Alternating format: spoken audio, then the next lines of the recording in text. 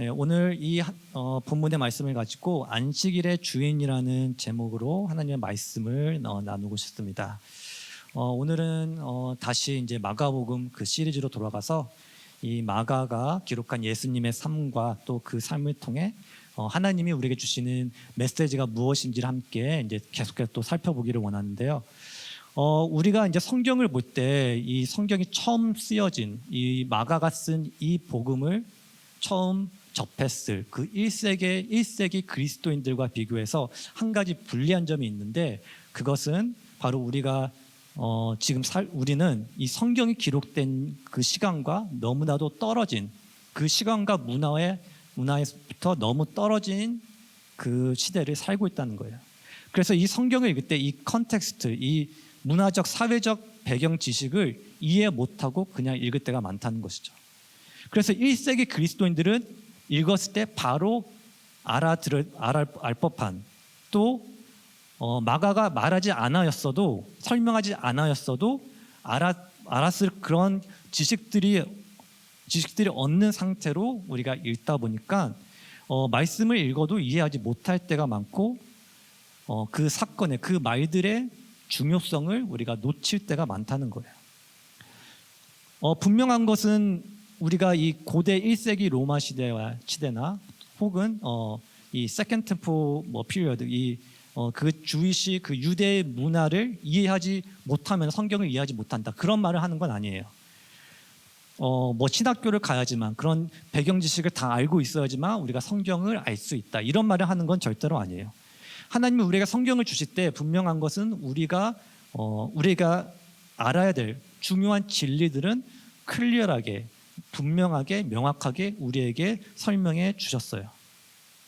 복잡한 그런 신학 지식이 없어도, 배경 지식이 없어도 확실히 우리가 알 수 있도록 하나님께서 성령님을 통해서 우리에게 성경을 그렇게 쓰어 주셨어요. 하지만 그와 동시에 성경의 모든 구절이 다 이해하기 쉬운 것은 또 아니에요. 우리의 노력이 필요한 그런 구절들이 분명히 있습니다.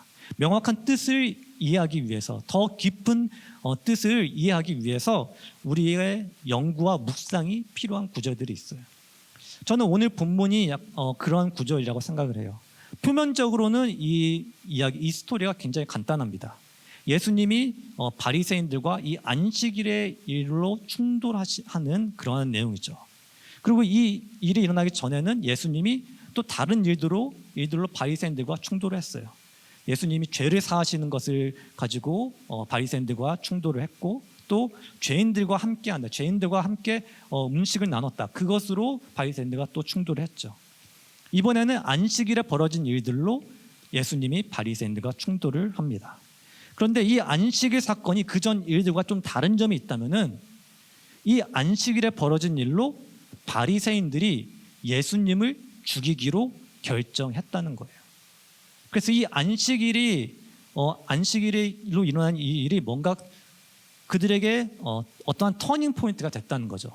이 예수라는 사람은 우리가 이제 죽여야겠다, 더 이상 놔두면 안 되겠다, 그러한 무언가가 있었다는 거죠. 그렇다면 여기서 우리가 질문해야 되는 것은 왜 그랬다는 거죠.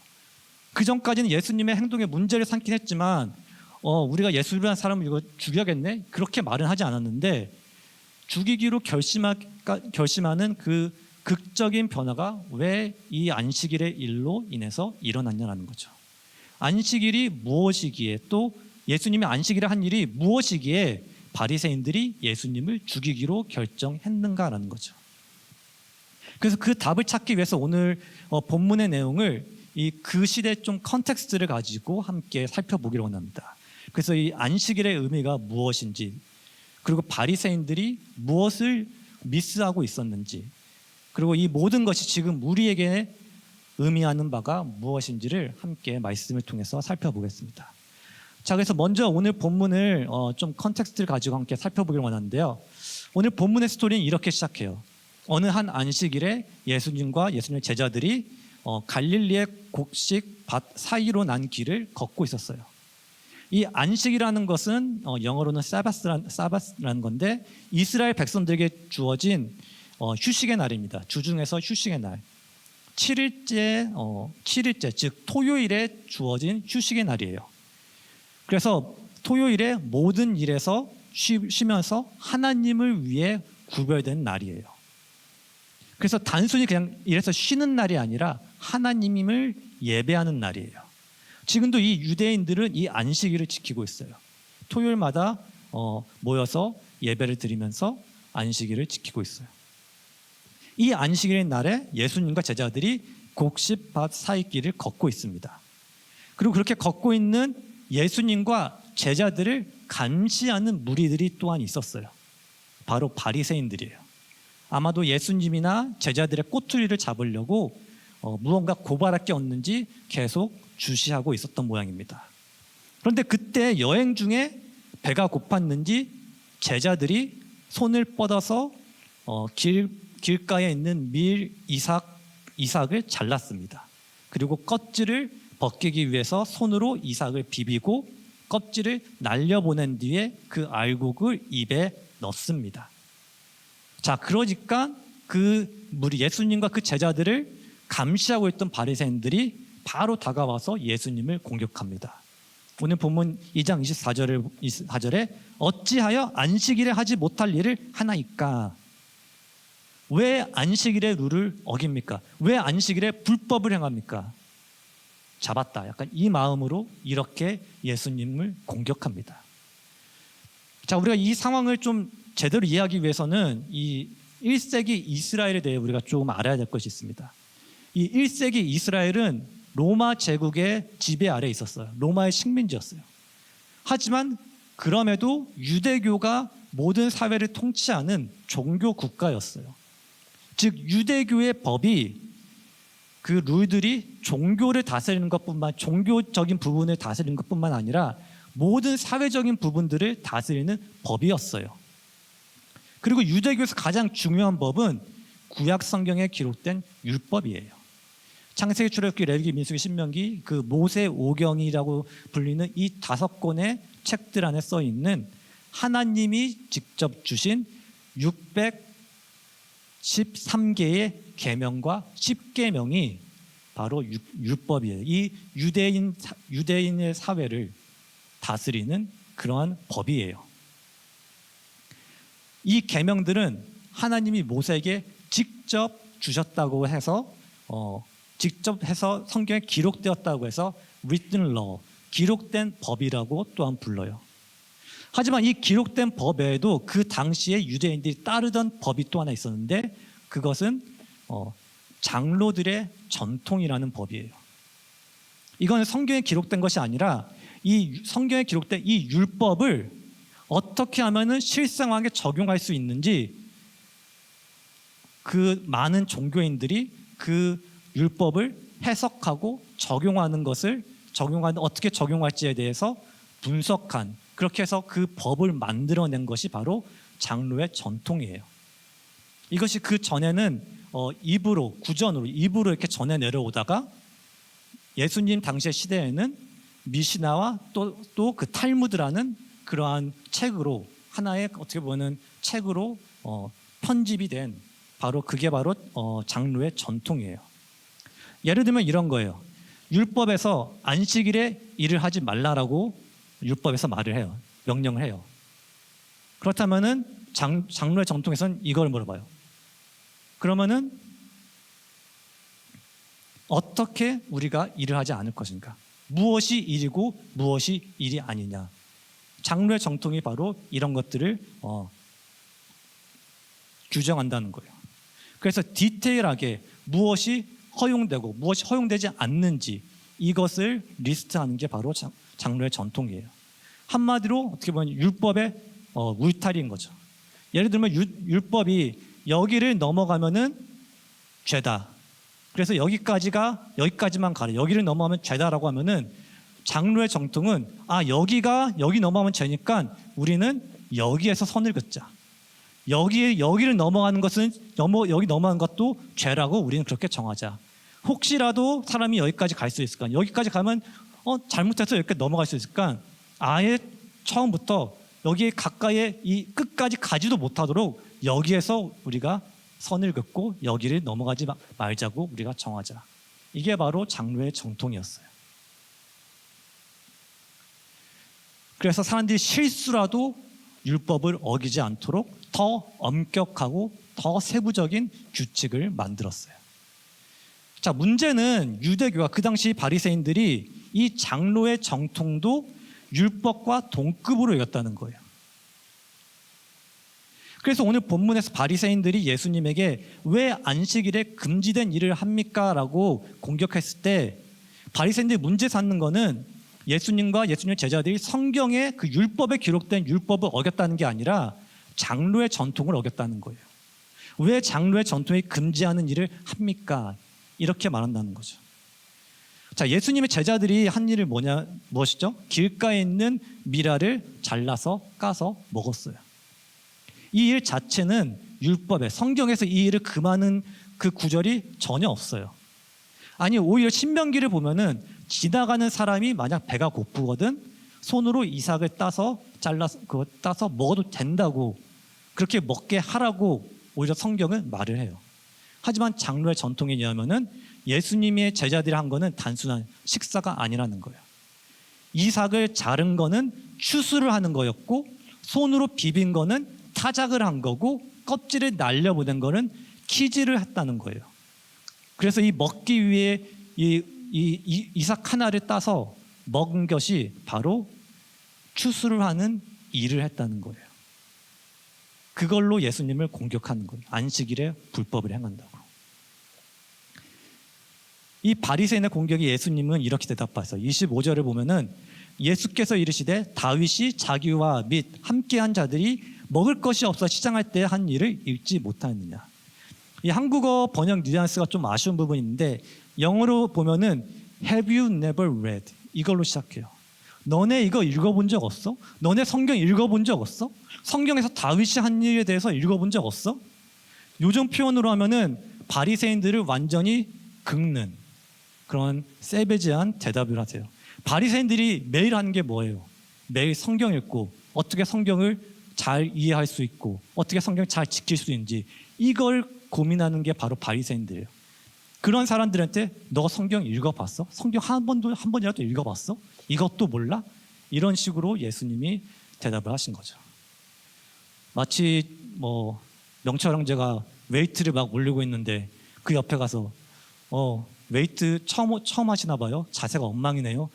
이렇게 완전히 긁는, 그렇게 자존심을 완전히 긁으면서 예수님이 대답을 하세요. 그래서 예수님이 만약 막 허허호호하는 그런 어떤 말이라도 막 다 받아주는 그런 할아버지 같은 이미지로 절대로 생각하지 마세요. 예수님은 혼내셔야 할 때는 엄하게 무섭게 혼내시는 분이세요. 자, 어쨌든 예수님이 바리새인에게 성경 읽어봤니 하면서 다윗의 이야기를 해요. 그래서 여기서 좀 의아해하실 분들이 있을 것 같아요.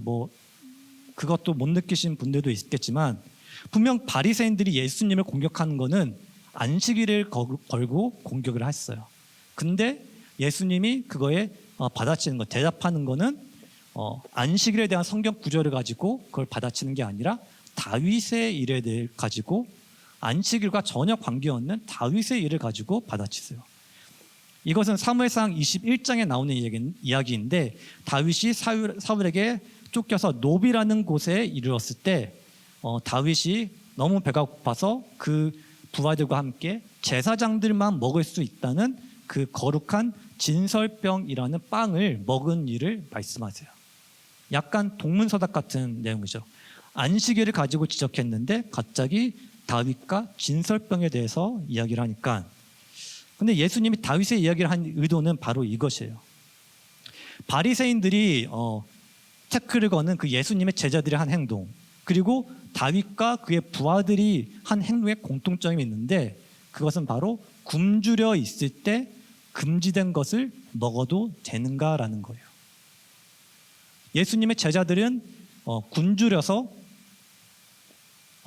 그 금지된 그 미라를 따서 먹었어요. 그리고 다윗과 다윗의 부하들도 너무나 배가 고팠기에 굶주려 있었기 때문에 금지된 진설병이라는 그 빵을, 제사장만 먹을 수 있는 그 빵을 먹었습니다. 그래서 예수님이 지금 바리새인들에게 이 다윗의 얘기를 통해서 질문하는 건 바로 이거예요. 룰이 먼저인가? 사람의 필요가 먼저인가? 너희들은 룰이 먼저라고 해서 안식일에 배가 고파서 미라를 베어먹는 내 제자들에게 안식일을 어겼다고 뭐라고 하는데, 다윗이 한 일을 생각해보라. 다윗이 그와 그의 부하들이 굶주렸을 때 성경에서 율법에서 제사장만 먹을 수 있다고 기록된 진설병 빵을 요구했고, 제사장이 그것에 필요한 다윗에게 주었다. 그리고 하나님 또한 그 일에 대해서 다윗을 지적하지 않았다. 이렇게 예수님은 대답을 하고 있는 거죠. 즉 율법으로 기록된 그 룰도 사람의 필요를 위해서라면은 어기는 것을 하나님이 허락하셨는데, 하물며 사람이 만든 장로의 그 정통이라는 그 룰을 필요를 위해서 어기는 것을 하나님이 허락하지 아니하시겠느냐, 이 질문을 하고 있는 거죠. 즉 율법의 그 문자적 그 규정보다, 그 룰보다도 인간의 생명과 필요가 더 중요하다는 것을 하나님도 인정하셨다. 이 말을 예수님께서 그 답변으로 하고 있는 거죠. 그러시면서 본문 2장 27절에 이렇게 말씀하세요. 안식일이 사람을 위하여 있는 것이요 사람이 안식일을 위하여 있는 것이 아니니. 즉 바리새인들, 너희들은 사람이 안식일을 위해서 존재한다 생각하고, 그래서 안식일의 룰들이 사람의 필요보다 더 중요하다고 생각하는데, 오히려 그 반대다. 안식일이 사람을 위해서 존재하는 것이다. 하나님이 사람을 위해서 안식일을 주셨다. 하나님은 안식일을 사람을 억압하기 위해서 그 행동을 규정하기, 그 행동을 막기 위해서 그런 짐으로 주신 게 아니라 쉼과 회복을 위해서 선물로 주신 것이 바로 안식일이다. 이렇게 예수님은 말씀하시는 거예요. 그래서 너희는 안식일의 본질을 잃어버렸다. 이렇게 말씀하시는 것입니다. 그리고 또 이어서 충격적인 선언을 하시는데 2장 28절에 이러므로 인자는 안식일에도 주인이니라, 이렇게 말씀하세요. 내가 안식일의 주인이다라는 의미는 예수님 자신이 안식일을 만드시고 해석하고 다스릴 권한을 가진 분이시라는 의미입니다. 즉 자신이 하나님이라는 놀랍고 충격적인 선포를 하신 거예요. 자, 그리고 이 일이 있은 후 얼마 지나지 않아서 또 다른 안식일이 되었습니다. 그리고 어느 안식일과 마찬가지로 예수님은 안식일에 말씀을 가르치기 위해서 회당으로 들어가세요. 자, 이날에 예수님이 이 회당에 들어오시자 이 회당 안에는 팽팽한 긴장감이 돌았습니다. 왜냐하면 회당 안에 한쪽 손 마른 사람이 있었기 때문이에요. 바리새인들은 예수님이 들어오자마자 예수님을 계속 주목합니다. 예수님이 안식일에 이 병든 사람을 고치나 안 고치나 보자. 고치는 순간 우리가 그를 고발하자. 왜냐하면 바리새인들이 믿고 있었던, 바리새인들이 지키고 있던 장로의 정통에는 환자를 고치는 것조차도 일이라고 규정했기 때문이에요. 사람이 죽을 위기에 있는 것이 아닌 이상, 지금 당장 고치지 않으면은 사람이 죽는 게 아닌 이상 사람을 고치는 행위 또한 일이다. 그래서 사람을 고치면 안 돼. 이게 바로 그 당시에 안식일의 법이었던 거예요. 그래서 아무리 그 사람이 아픈 상태에 있어도 이게 죽는 게 아니라면은 그럼 안식일 끝날 때까지 기다려. 내가 너 때문에 안식일을 어길 수 없어. 너가 아무리 아파도 내가 그것 때문에 안식일을 어길 수 없어. 이렇게 했던 것이 바로 유대인의 삶이었다는 거예요. 그래서 바리새인들은 예수님을 주시했어요. 왜냐하면 그들의 룰에 따르면은 손이 마른 거는 지금 당장 죽는 게 아니에요. 그래서 안식일을 기다렸다, 안식이 지난 후에 고쳐도 되는 병이에요. 안식일에 이 사람은 치유를 받으면 안 되는 거예요. 이건 불법인 거예요. 그래서 이 일로 예수님을 잡고자 한 거예요. 안식일을 어기는 자로, 안식일을 어기는 죄인으로 예수님을 잡고자 계속 예수님을 보면서 기다렸습니다. 하지만 오늘 본문을 보면 예수님은 바리새인의 마음을 아셨다고 해요. 그들 마음 가운데 뭐가 있는지 아셨다고 말해요. 그들 마음에 아픈 자의 고통에는 관심이 없고 오직 자기를 고발할 그 증거만을 찾고 있다는 것을, 그런 마음이 가득했다는 것을 예수님이 아셨다고 해요. 그럼에도 오늘 보면 예수님은 바리새인들과의 정면 승부를 선택하세요. 말씀을 전하시던 중에 손 많은 사람에게 일어나라 하시고 바리새인들에게 이 질문을 하십니다. 3장 4절에 안식일에 선을 행하는 것과 악을 행하는 것, 생명을 구하는 것과 죽이는 것, 어느 것이 옳으냐? 자, 예수님의 이 질문은 바리새인들의 위선을 꿰뚫는 날카로운 질문이었어요. 지금 예수님은 뭘 하고 계시나요? 예수님은 안식일의 생명을 살리려고 하고 계세요. 근데 바리새인들은 그 마음속으로 어떻게 하면 예수라는 사람을 잡아 죽일까? 이것만을 생각하고 있었어요. 그런 바리새인들, 그런 사람들에게 예수님이 질문하는 거예요. 누가 옳으냐? 누가 진짜 안식일을 지키고 있냐? 누가 하나님의 나를 거룩하게 하고 있냐? 누가 하나님의 마음에, 하나님의 뜻에 합당한 일을 지금 하고 있냐? 이렇게 바리새인들에게 질문하는 거예요. 그리고 이 질문에 바리새인들은 아무 대답도 할 수 없었어요. 만약 선을 행하는 것이 옳다 그렇게 대답을 하면은 예수님이 치유하시려는 것을 막을 명분이 사라지는 거죠. 하지만 차마 악을 행하는 것이, 사람을 죽이는 것이 옳다고는 말할 수가 없죠. 그래서 결국 바리새인들은 위선적인 침묵을 택했습니다. 병자의 고통에, 아픈 자의 고통에 침묵했습니다. 예수님은 이러한 바리새인들의 마음의 완악함을 보았다라고 오늘 본문은 말해요. 이 완악함의 그 어원은 굳은 살을 의미해요. 감각이 마비되거나 마음이 굳어져서 이 외부의 자극에 반응하지 못하는 상태를 의미해요. 즉 눈앞에 이 한쪽 손이 말라서 고통받고 있는 이 비참한 사람이 그들 눈앞에 있는데도 그 환자의 고통에 공감하지 못하고 안식이라는 규정이라는 이런 틀에만 집중하고, 이런 룰에만 집중하고 마음이 굳은 살처럼 굳어진, 마땅히 느껴야 할 그 긍휼, 그 자비를 차단하고 그것을 거부하는 그 완악함을 예수님이 보시고 탄식하고 분노하십니다.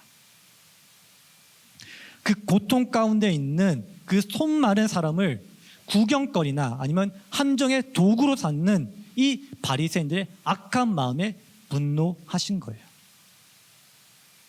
하지만 그럼에도 분노하시는 과정에도 영적으로 죽어있는 굳은 살처럼 딱딱하게 굳은 그들의 마음을 보면서 탄식하시면서 슬퍼하셨다는 거예요. 안타까워하셨다는 거예요.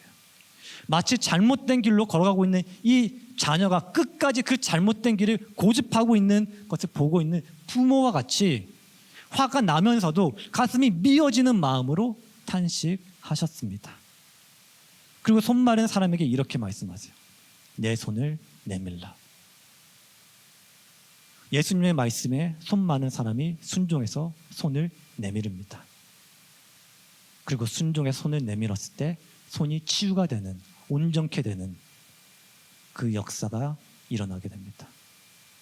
이 손 마른 사람도 예수님이 손 내밀라고 했을 때 자신이 손을 내밀면은 그들을 보고 있는 바리새인들에게 고발당할 그 위험이 있었지만, 자신도 바리새인의 타겟이 될 그 위험이 있었지만, 그럼에도 그 사람은 믿음으로 예수님을 선택합니다.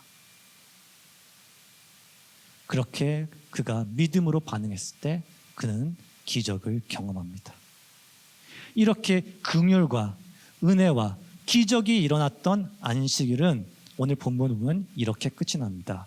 마가복음 3장 6절에 바리새인들이 나가서 곧 헤롯 왕과 함께 어떻게 하여 예수를 죽일까 의논하니라. 가장 거룩해야 될 이 안식일, 또 하나님의 능력이 나타난 그 현장에서 종교 지도자라는 사람들이 모여서 그들 가운데 놀라운 일을 행하신 하나님을 찬양하는 대신 살인을 도모하고 있었다는 거예요. 누구를 죽일 계획을 꾸미고 있었다는 거예요.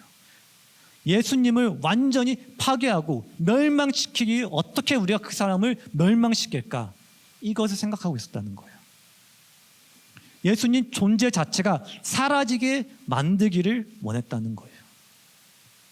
그래서 바리새인들이 헤롯 당원들과 손을 잡는, 그 당시 사람들은 상상도 못할 그런 엄청난 그런 충격적인 연합을 하게 됩니다. 이 헤롯 당원이라는 사람들은 종교적인 집단이 아니었어요. 정치적인 집단이었어요. 이 헤롯 당원들은 로마가 세운 헤롯 이 가문, 헤롯 왕, 성경 읽은 사람들은 잘 알죠. 헤롯 왕을 지지하는 그런 정치적인 세력이었어요.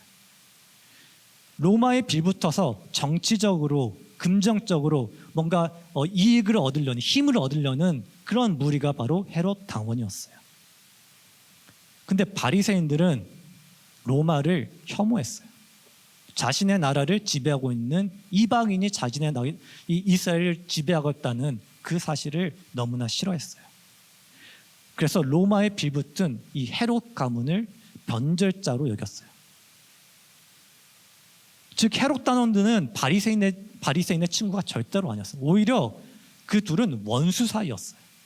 그런데도 바리새인들은 예수님을 죽이기 위해서는 자신들 신념과 자존심도 다 버리고 이 자기의 원수라는 헤롯 당원들과 손을 잡기를 결정했다는 거예요. 오늘 본문의 스토리가 이렇게 끝납니다. 여러분, 바리새인들이 지금 무엇을 놓치고 있나요? 바리새인들이 이 안식일에 대해서 무엇을 지금 놓쳤나요? 첫 번째로 바리새인들이 놓친 거는, 바리새인들은 안식일의 진정한 의미를 놓쳤어요. 여러분, 안식일이 어떻게 시작되는지를 혹시 아시나요? 안식일은 바로 창조에서부터 시작이 돼요. 창세기 2장 2절부터 3절을 보면 하나님이 그가 하시던 일을 일곱째 날에 마치시니 그가 하시던 모든 일을 그치고 일곱째 날에 안식하시니라. 하나님이 그 일곱째 날을 복되게 하사 거룩하게 하셨으니 이는 하나님이 그 창조하시며 만드시던 모든 일을 마치시고 그날에 안식하셨음이니라. 여기서부터 안식일의 안식일이 시작이 돼요. 하나님이 모든 것을 창조하시고 그 창조하신 것들이 하나님 보시기에 심히 좋았기 때문에, 만족하셨기 때문에, 그 모든 창조가 완성되었기 때문에 안식하신 것, 그 창조하신 일에서 쉬게 되신 것, 거기에서부터 이 안식일이 시작이 됩니다. 그래서 안식일은 하나님의 기쁨과 만족이 넘치는 날이에요. 하나님께서 그 모든 것을 완성하셨기에, 모든 것을 만족하시기에 특별히 복을 주신 날입니다. 그런데 하나 중요한 사실이 있는데, 하나님은 이 창세기에서 안식일을 정하시면서 아담에게, 혹 아브라함에게, 이삭에게, 야곱에게도 이 안식일에 대한 명령을 주지 않으세요. 아담에게 안식일 날, 일주일에 일곱 번째 날에 쉬라고 명령한 적이 없으세요. 안식일의 명령은 출애굽 이후에 광야에서 시작되고 십계명을 통해서 공식적으로 그게 계명으로 이루어집니다. 그래서 출애굽기 20장 8절부터 11절을 보면은 안식일을 기억하여 거룩하게 지키라. 엿새 동안은 힘써 내 모든 일을 행할 것이나 일곱째 날은 내 하나님 여호와의 안식일인즉 너나 내 아들이나 내 딸이나 내 남종이나 내 여종이나 내 가축이나 내 문 안에 머무는 객이라도 아무 일도 하지 말라. 이는 엿새 동안에 나 여호와가 하늘과 땅과 바다와 그 가운데 모든 것을 만들고 일곱째 날에 쉬었음이라. 그러므로 나 여호와가 안식일을 복되게 하여 그날을 거룩하게 하느니라. 이게 우리가 알고 있는 안식일의 그 계명의 그 계명으로 공식적으로 이루어진 그 순간이죠. 자, 근데 하나님이 이스라엘 백성들에게 이 안식날을 일을 쉬는 날로 일을 하지 말라고 하셨을 때 이 안식일을 단순히 그냥 쉬는 날로 주신 게 아니에요. 하나님은 안식일을 표징, 사인으로 주셨어요. 창조하신, 모든 것을 창조하신 하나님을 기념하는, 기억하는 사인으로. 애굽의 노예 생활에서 해방되어서 자유를 얻은 것을 기억하는 사인으로. 죄가 들어옴으로써 인류가 잃어버린 그 완벽한 안식, 그 아담이 에덴 동산에서 누렸던 그 완벽한 안식을 기억하면서 언젠가 하나님이 메시아를 통해서 이 참된 안식을 다시 회복하실 것이라는 그것을 바라보게 하는, 그 참된 구원을 바라보게 하는 그 사인이 바로 안식일의 의미였다는 거예요. 근데 이 안식일이 바리새인들의 손에 의해서 변질되기 시작해. 하나님은 안식일을 사람의 유익을 위해서, 사람의 쉼을 위해서, 사람의 회복을 위해서 주셨는데 바리새인들은 안식일을 사람을 억압하고 짓누르고 정죄하는 짐으로 만들어요. 이 안식일이 얼마나, 이 룰들이 얼마나 좀 어처구니 없었나 보면은 이 탈무드를 보면은 바리새인들이 안식일에 하지 말아야 할 39가지의 카테고리가 있어요. 39가지의 룰이 아니라 카테고리만 39개예요. 그리고 그 카테고리마다 그 밑에 또 세세한 그 법들이 또 있어요. 그래서 뭐 몇 가지 좀 익샘플을 보면은 안식일에는 집에서 3,000피트, 약 900m 이상 이동할 수가 없어요.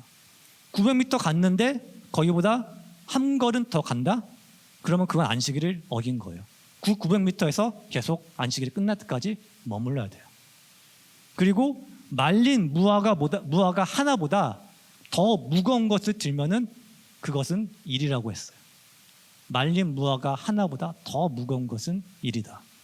그리고 물을 소금에 절이면 이게 피클이 되잖아요. 그것은 요리이므로 그것도 금지했어요.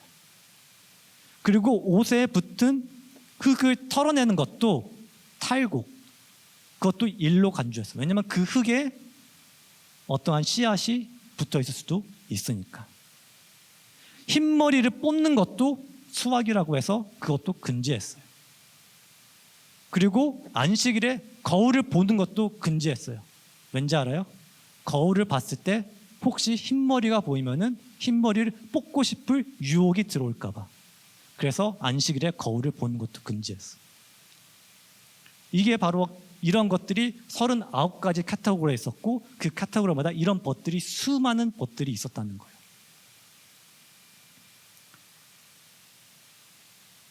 그래서 안식일에 이거 하면 안 돼, 이거 하면 안 돼, 이거 하면 안 돼, 이런 것들로 인해서 이러한 수많은 무거운 짐들을 바리새인들이 그 사람들에게 쌓아놨다는 거예요. 그래서 우리가 잘 아는 예수님이 마태복음 11장 28절부터 30절에 하신 말씀에 수고하고 무거운 짐진 자들아 다 내게로 오라. 내가 너희를 쉬게 하리라. 나는 마음이 온유하고 겸손하니 나의 멍에를 메고 내게 배우라. 그리하면 너희 마음이 쉼을 얻으리니 이는 내 멍에는 쉽고 내 짐은 가벼움이라 하시라. 이 말의 의미를 우리가 안식일에 바리새인들이 하는 일에 비춰보면은 다른 의미를 갖게 되는 거예요. 사람들이 종교라는 이유로 너무나 무거운 짐을 짊어지고 있었기 때문에 내가 너희를 이 바리새인들의 종교에서 쉬게 할 것이다. 내 멍에는 바리새인의 멍이랑 같지가 않다. 내가 주는 쉼은 진정한 쉼이다. 그 말씀을 그러니까 하신 거예요. 쉼이 아닌 자신들의 종교적 성취를 과시하는 날이 바로 바리새인들이 갖고 있었던 안식일의 의미였던 거예요. 하나님이 아닌 자신의 거룩함, 내가 얼마나 이 룰들을 잘 지키고 있는지 그거를 자랑하고 과시하는 날, 그리고 그것을 지키지 못하는 사람들을 정죄하는 날, 이것이 바로 바리새인들의 안식일이었던 거예요. 하나님은 외적인 의식보다 자비를 원하셨지만, 완벽하게 룰을 지키는 것보다 사랑을 원하셨지만, 바리새인들은 거꾸로 안식일의 의미를 완전히 미스했다는 거예요. 하나님의 마음을 완전히 미스했다는 거예요. 그리고 두 번째로 바리새인들은 안식일의 진정한 주인이신 예수님을 놓쳤어요. 이 바리새인들이 안식일의 진정한 주인인 예수님을 놓친 가장 근본적인 이유는 바리새인의 종교 시스템이 행위와 공로에 기초하고 있었기 때문이에요. 바리새인들에게 안식일은 자신들의 트로피였어요. 하나님을 예배하는 날이 아니라 내가 얼마나 잘하고 있는지를 과시하는 날이었어요. 내가 얼마나 이 율법들을 비춰본 내가 얼마나 완벽한지, 내가 너네보다는 얼마나 잘하고 있는지를 뽐내는 날이 바로 안식일이었다는 거예요. 그래서 하나님께 영광을 돌리는 날이 아니라 자신들의 의로움을 쌓아 올리는 그런 작업장 같은 날이 바로 안식일이었어요. 그래서 그들이 안식일에 하는 일들은 바로 이런 거였어요. 이거 보세요. 사람들이 이거 보세요. 나는 안식일을 완벽하게 지키고 있습니다. 나는 완벽하게 모든 규칙을 지키고 있습니다. 내가 얼마나 거룩합니까? 나를 보세요. 이거를 바리새인들이 안식일에 하고 있었다는 거예요.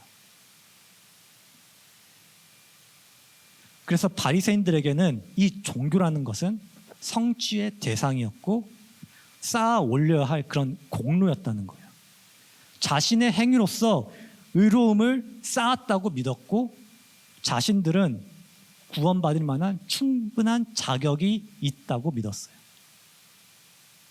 자, 근데 그런 바리새인들에게 예수님이 오셔서 자격 없는 사람들에게, 죄인들에게 거저로 하나님의 은혜로 죄사함을, 구원을 주신다고 말씀하세요. 바리새인들에게 이 은혜가 무엇으로 느껴졌을까요? 그들에게 이거는 모욕이었을 거예요. 내가 이렇게 열심히 했는데, 내가 이렇게 완벽하게 모든 법들을 지켰는데 아무것도 하지 않은 사람들과 내가 똑같이 여김을 받는다고? 내가 이렇게 완벽하게 모든 룰들을 다 지키는데 나랑 같이 세리와 창녀들도 천국에 들어갈 수 있다고? 말도 안 되지. 내가 이 의로움을 어떻게 쌓아 올렸는데, 내가 어떻게 이 거룩함을 내가 만들었는데 이게 아무 소용이 없다니. 절대로 자기 의를, 자기 righteousness를 포기할 수 없었다는 거예요. 왜냐하면 그게 그 바리새인들의 정체성이었다는 거예요. 그게 자랑이었고 그게 자신들의 안정망이었다는 거예요.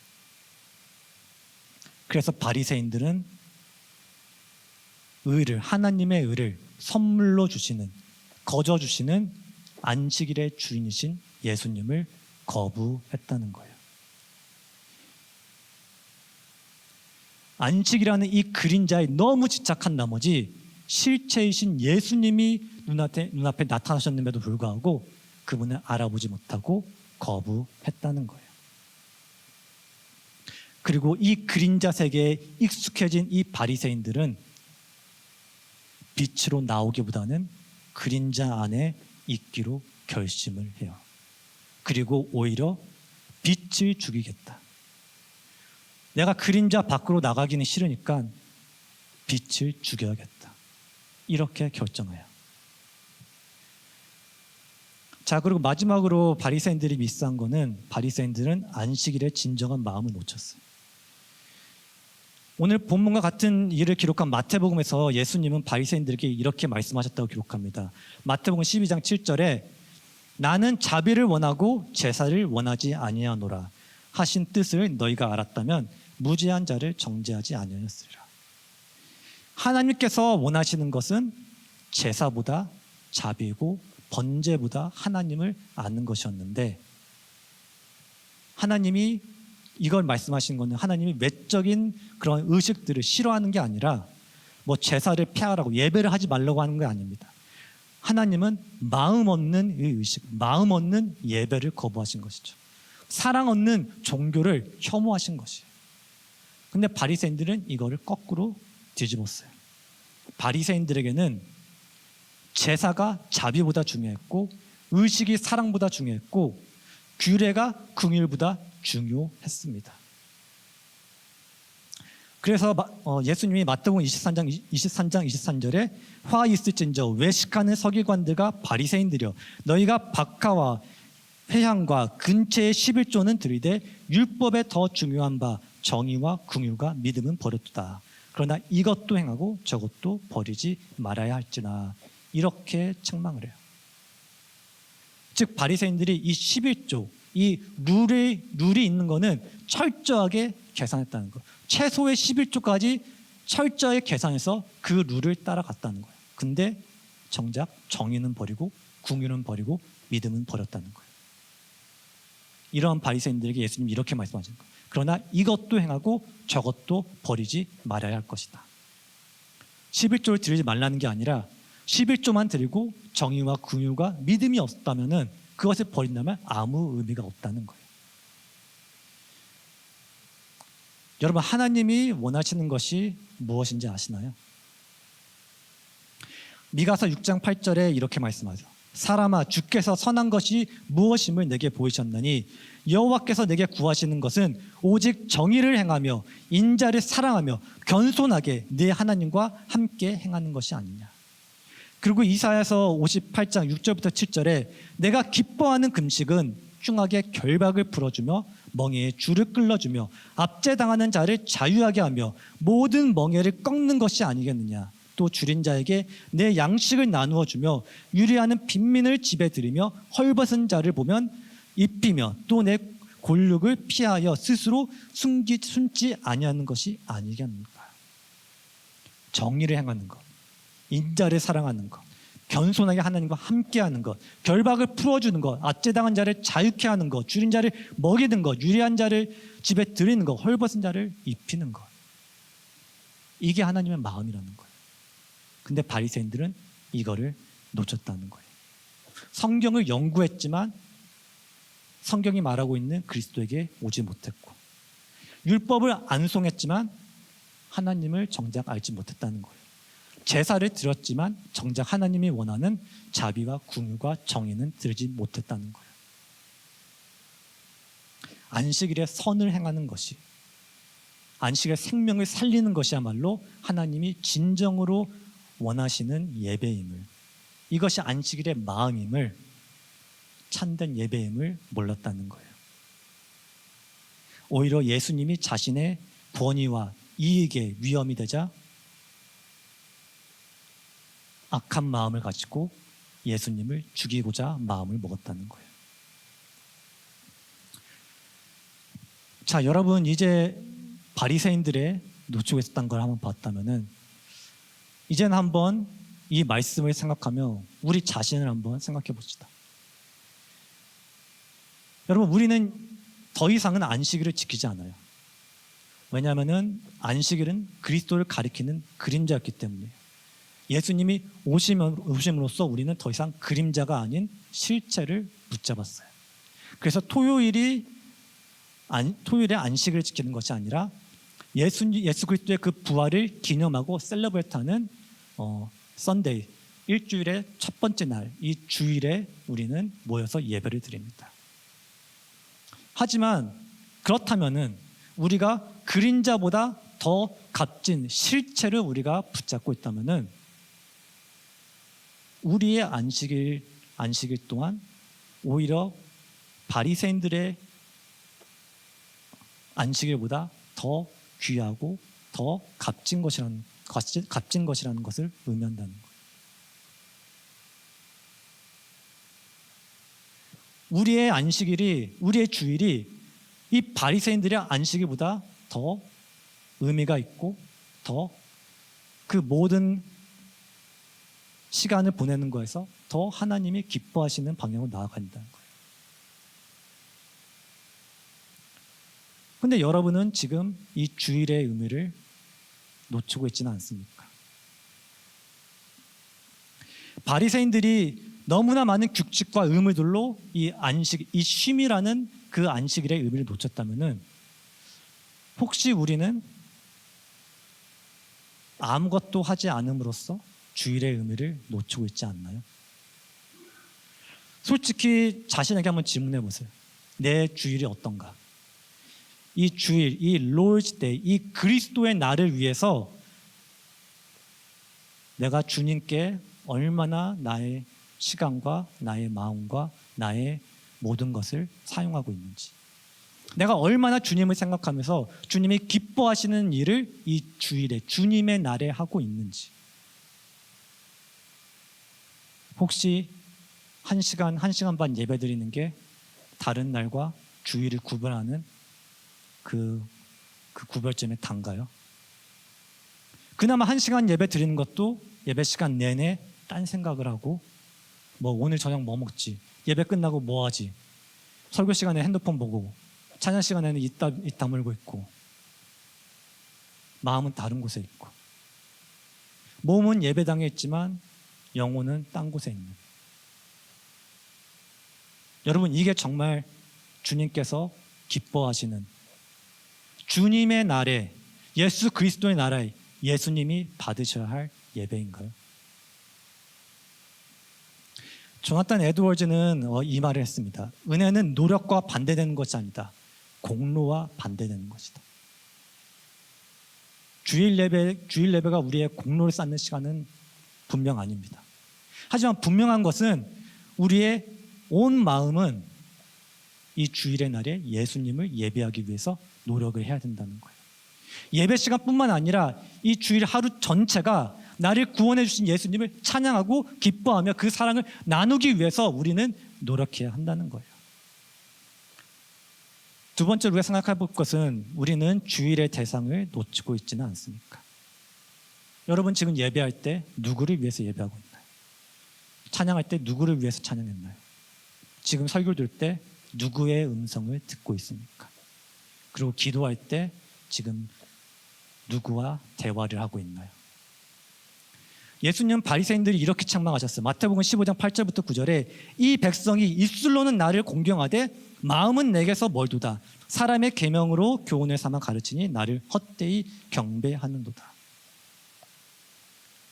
우리의 입술은 예수님을 찬양한다고 하지만 나의 마음은 어디에 있나요? 신학자 쉐렌 키에르케고르라는 분은 이렇게 말씀했습니다. 하나님은 예배의 관객이 아니시다. 하나님은 예배의 유일한 대상이시며 회중이 바로 그 무대 위의 연기자이고 인도자는 보조자일 뿐이다.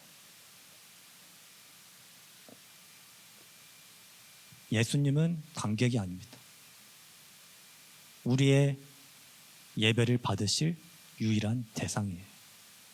예배 성공 여부는 내가 이 예배를 통해서 무엇을 느꼈느냐가 아니라 하나님이 무엇을 받으셨는가에 달렸다는 거예요. 우리의 주일의 성공 여부도 내가 이 주일을 통해서 내가 무엇을 했는지, 무엇을 느꼈는지가 아니라 하나님이 나의 주일, 이 하나님 예수 그리스도의 나를 위해서, 나를 통해서 예수님께서 무엇을 받으셨느냐, 하나님이 무엇을 받으셨느냐, 이걸 달렸다는 거예요. 하나님이 나의 진실된 마음을 받으셨는지, 하나님이 나의 진실된 예배를 받으셨는지, 진실된 찬양을 받으셨는지, 이것에 달려있다는 거예요. 그리고 마지막으로 우리가 한번 생각해 봐야 될 것은, 우리는 주일의 마음을 놓치고 있지는 않나요? 여러분, 오늘 예배하러 올 때 어떤 마음으로 오셨나요? 오늘 본문을 보면은 바리새인들은 회당에 있으면서 예배를 드리면서 그 마음에는 살인을 생각하고 살인을 계획하고 있었어요. 지금 나의 마음에는 무엇이 있나요? 혹시 지금 예배드리는, 같이 드리고 있는 사람들을 보면서 저 사람은 왜 예배하러 왔지? 그냥 딴 교회 가지 왜 계속 우리 교회 오지? 뭐 저 꼴 보기 싫은 사람, 뭐 화나고 짜증나고 불편한데 왜 계속 여기에 있지? 혹시 이런 마음으로 지금 예배를 드리고 있지 않나요? 그리고 예배를 끝나고 교회를 가는 나의 마음은 또 어떻나요? 사랑이 충만한 마음으로, 기쁨으로 집으로 돌아가나요? 아니면은 비판하면서 판단하면서 누군가를 정죄하면서 집으로 가나요? 용서와 화해의 마음으로 예배를 드리나요? 아니면 분노와 원망으로 주님의 날을 보내고 있나요? 내가 지금 누군가를 마음으로 죽이고 있지는 않나요?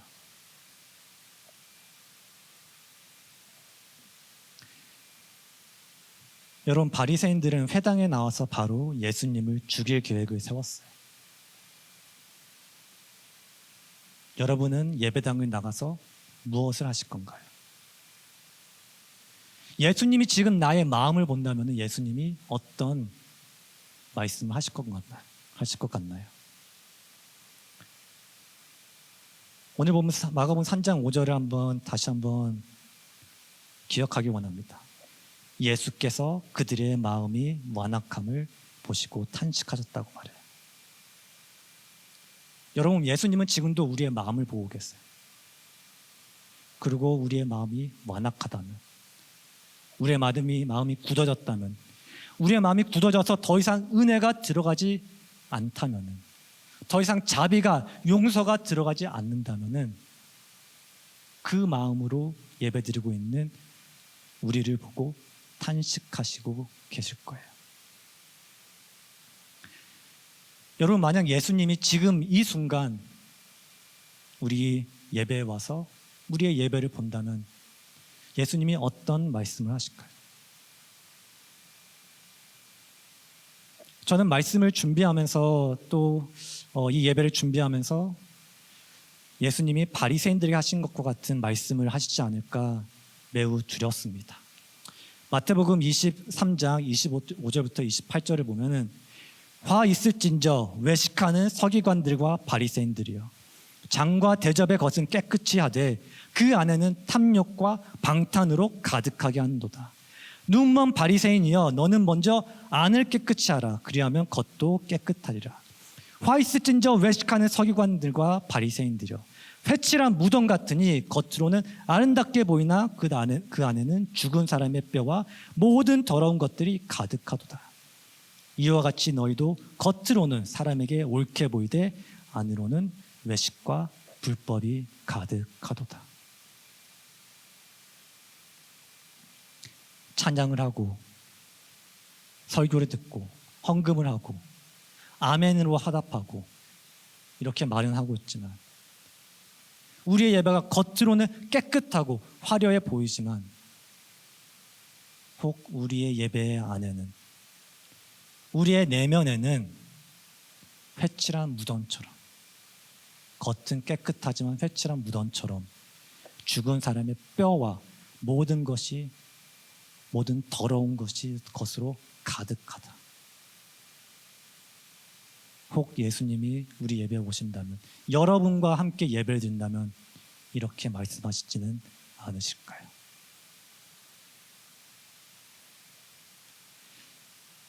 요한복음 4장 24절에 예수님이 이렇게 말씀하세요. 하나님은 영이시니 예배하는 자가 영과 진리로 예배할지니라. 표면적인 예배를 버리고 영적인 예배를 드리세요. 영으로 예배한다는 건 성령의 능력으로 예배한다는 거예요. 우리 영은 깊은 곳에서 하나님을 갈망하며 예배한다는 거예요. 형식이 아니라 진실함으로 하나님께 나오는 거예요. 그리고 진리로 예배한다는 것은 하나님의 말씀에 순종하는 예배예요. 그리스도 안에 있는 진리를 붙잡는 예배예요. 거짓과 위선이 아니라 참됨으로써 참된 마음과 참된 모습으로 예배하는 거예요.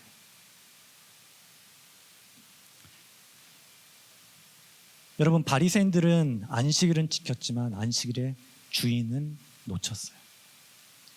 회당 안에 있었지만 마음은 살인으로 가득했어요. 종교적으로 행실로는 완벽했지만 영적으로는 죽어 있었어요. 우리의 마음은 어디에 있을까요?